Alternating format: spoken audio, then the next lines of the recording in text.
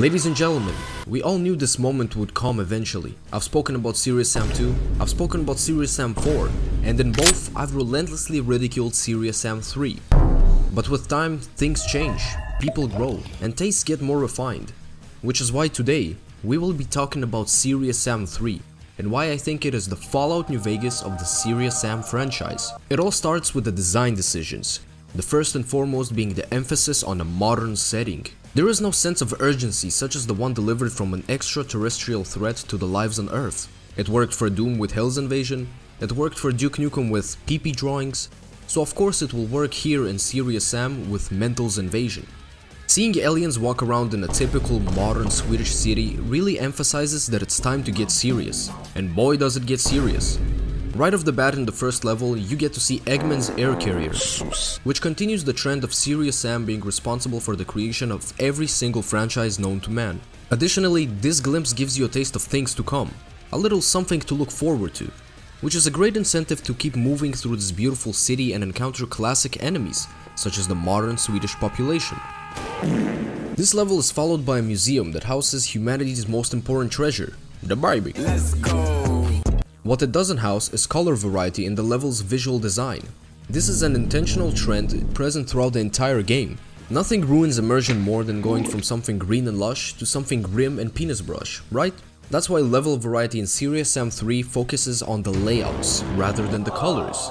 That way you don't get overwhelmed by new and exciting things to see each level. Rather, you feel like you're playing the same one throughout the entire game, and therefore have a better experience. Crow Team of course knew this, that's why every level feels almost identical, be it Sweden, a desert, or Sweden again. There is one exception to this however, and that exception might be the best part of the game, the underground sections. The colors within them remain exactly the same, but at least your eyes are not being scorched by the sun of the open levels. Instead, your eyes will be working overtime trying to see, well, anything. There are numerous instances where you're ambushed by hitscan enemies within these dark halls, and these hitscan enemies have a similar color palette to the one of the level itself. Now let me ask you this, what's the proper way of making a difficult encounter? Is it A, a diverse roster of enemies that require different approaches? Or B, having unavoidable damage done by an enemy that blends with the environment when your visibility is greatly reduced? If you went with A, I'm sorry to say, but you're gay. Now the gameplay as a whole is exactly what you'd expect from Serious Sam. You either walk forwards or backwards while holding the left mouse button, but there's a slight caveat to this with Serious Sam 3. Due to the emphasis on realism, you will occasionally have to stop your high-octane button-holding gameplay to reload. Not a problem of course, Serious Sam is a horde shooter. Being able to just mash down the left mouse button without stop wouldn't be fun. When there's hundreds of enemies rushing you, high-quality reload animations such as this one are the thin line between a good horde shooter and a fun time. Before we wrap this up, let's talk about the story. It all begins with a family-friendly chopper ride that ends in a Kobe, after which you journey throughout Sweden to find a time travel device, in hopes of using it to visit the...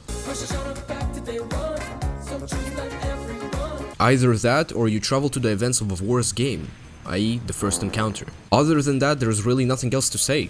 But I'd like to clarify something real quick. In the beginning of the video, I said that this game is the Fallout New Vegas of the Serious Sam franchise. The only reason I said that is because... deserts.